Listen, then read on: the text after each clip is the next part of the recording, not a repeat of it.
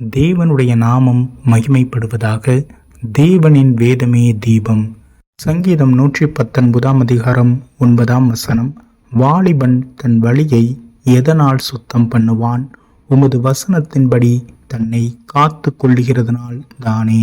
கிறிஸ்துவுக்குள் பிரியமானவர்களே, நம்முடைய வாழ்வில் நாம் ஜீவன் உள்ள பாதையில் நடக்கிறோமா அல்லது மரணத்தின் பாதையில் நடக்கிறோமா? பாவத்தின் சம்பளம் மரணம் என்று வேதத்தின் வார்த்தை கூறுகிறதே. நம்முடைய வாழ்வில் தேவனுடைய வார்த்தைக்கு நாம் முக்கியத்துவம் கொடுத்து அதை நம் மனதில் நிறுத்தி அதன்படி நாம் நடக்கிறோமா?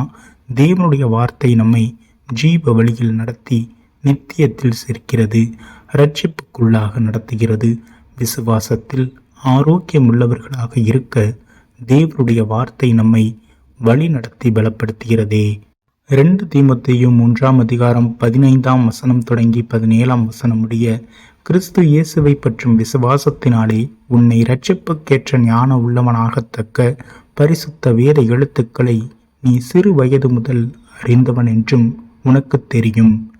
வேத வாக்கியங்கள் எல்லாம் தேவ ஆவியினால் அருளப்பட்டு இருக்கிறது. தேவனுடைய மனுஷன் தேறினவனாகவும் எந்த நற்கிரியையும் செய்ய தகுதி உள்ளவனாகவும் இருக்கும்படி அவைகள் உபதேசத்துக்கும் கடிந்து கொள்ளுதலுக்கும் சீர்திருத்தலுக்கும் நீதியை படிப்பிக்குதலுக்கும் பிரயோஜனம் உள்ளவைகளாயிருக்கிறது. கிறிஸ்துவுக்குள் அன்பான சகோதர சகோதரிகளே, வேத வார்த்தைகள் பரிசுத்த ஆவியானவரால் அருளப்பெற்றவைகள்.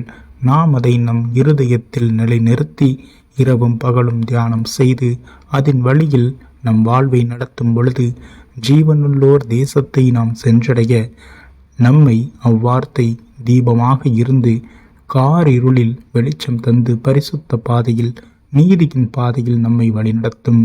ஞானத்தை தரும், விசுவாசத்தில் உறுதியை தரும், நித்திய வாழ்விற்கு நம்மை வழிநடத்தி நம் அறிவுக்கு புத்திக்கு ஞானத்திற்கு வெளிச்சமாக இருந்து நம்மை தீமையான வழிகளில் இருந்து தெளிவுற செய்து பரிசுத்த பாதையில் நம்மை வழிநடத்தும்.